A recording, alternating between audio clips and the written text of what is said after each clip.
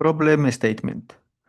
The 25-meter long, 100 mm diameter pipe with a friction factor of 0.020 is used to pump 30 Celsius of water from a reservoir as shown below. Determine the maximum elevation of the pump if the flow discharge is 15 liters per second right before cavitation. Use a vapor pressure of this value, it's absolute pressure, atmospheric pressure, also an absolute pressure, and the water specific weight at 30 Celsius, which is 9.768 kilonewtons per cubic meter. The pipe entrance local loss coefficient is 0.8. So in this problem, I have to determine the maximum elevation of the pump. So the elevation of the pump right before cavitation. So when cavitation occurs, the flow in the system will be equal to zero. But right before cavitation, there is still going to be flow in the system, and that flow is 15 liters per second. So in this type of problems, we have to find which point in the system has the lowest pressure. And that point will achieve first the vapor pressure. So at the entrance of the pipe, we have the pressure is going to be, or the pressure head is going to be this. And then, of course, the pressure will start to drop and drop and drop and drop all the way up to the pump. So we have here the suction side of the pump, and then we have the impulsion side of the pump. In most typical problems, the lowest pressure occurs at the suction side of the pipe. And actually, that's the case here because the pressure will start to drop and drop all the way to the pump here. So if we call the top of the reservoir the reservoir 1, and then the suction side of the pump we call point 2, and the impulsion side we call 3. Point 2 will have the lowest pressure in this system, and that point will achieve vapor pressure first. So as I mentioned before, when the pressure is a little above the vapor pressure in 2, there is still going to be flow. But as soon as the flow in 2 drops to the vapor pressure, then the flow will stop. So for calculation purposes, we can assume that the pressure in 2 is the vapor pressure, or a little bit above, but for calculation purposes, we say that the pressure in 2 will be equal to the vapor pressure. Okay. So this means that to be able to get the elevation of the maximum elevation of the pump, we can apply the energy equation between points 1 and between points 1 and 2. Okay, so if we do that, we have energy between points 1 and 2. So I have a pressure in 1 gamma plus velocity 1 square 2g plus elevation in 1 is equal to pressure in 2 gamma plus velocity 2 square 2g plus theta 2. And then I have local losses and friction losses, so I have to include those. So we have friction losses, and then we have local losses times the velocity in the pipe, the velocity head in the pipe. Okay, so the pressure in 1 and the pressure in 2, both of them have to be either gauge or absolute pressure.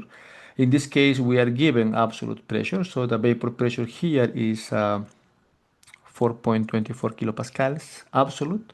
So the atmospheric pressure also has to be absolute. Okay, so we can use those values.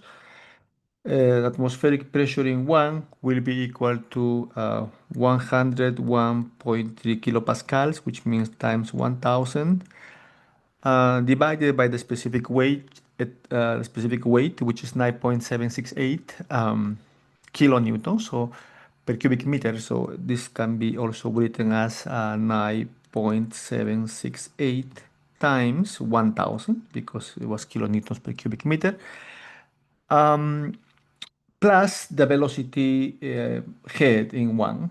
Okay, so let's see here. Point 1 is at the top of the reservoir, the free surface. So if we assume the reservoir is large compared to the pipe size, then the velocity in 1 is going to be uh, pretty much close to close to zero or negligible. So velocity in 1 is 0, and then I have the elevation in 1, which is 650, and that will be equal to the pressure in 2, which is equal to the vapor pressure, and the vapor pressure is 4.24.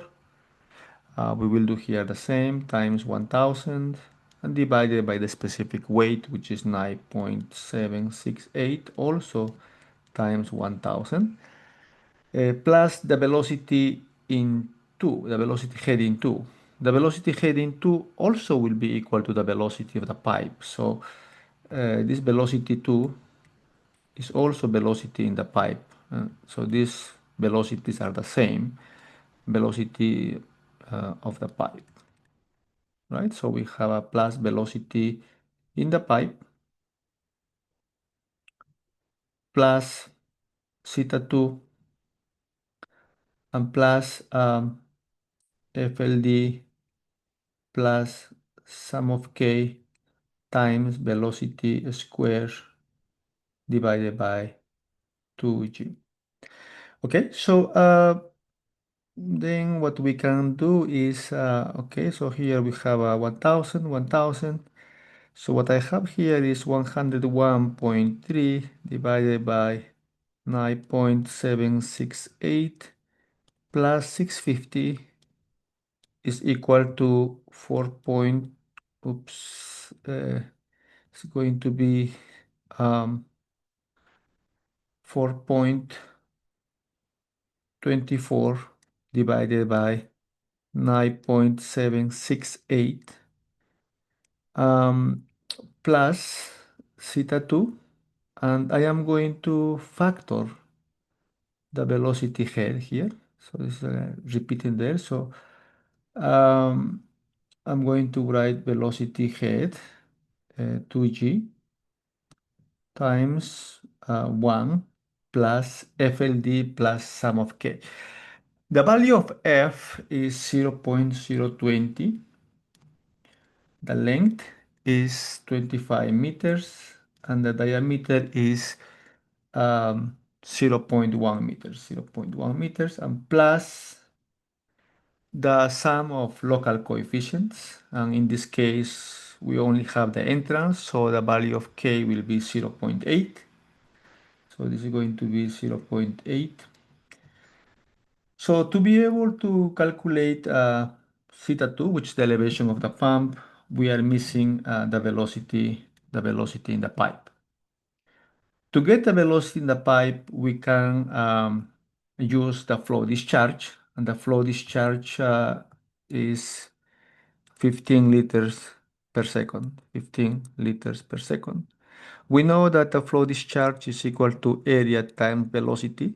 Therefore, the velocity in the pipe will be the flow discharge divided by the area. So 15 liters per second to cubic meters per second is 15 times 10 to the minus 3 divided by the area. And the area is pi diameter squared divided by 4. The diameter of the pipe here is 0.1 square divided by 4. So this gives me a value of 1.91 meters per second. Okay, so we go back to the equation here, and then we can say, okay, this value here, this is 1.91 square, and this is 2 times gravity, so it's 2 times 9.8. So the only unknown here now is theta 2, which is the elevation of the pump. And the elevation of the pump gives me a value of 658, 658.7 meters. zero point 0.7 meters. So basically, this is telling me that I cannot place the pump at elevation higher than almost 9 meters above the reservoir. Okay, so this would be the answer.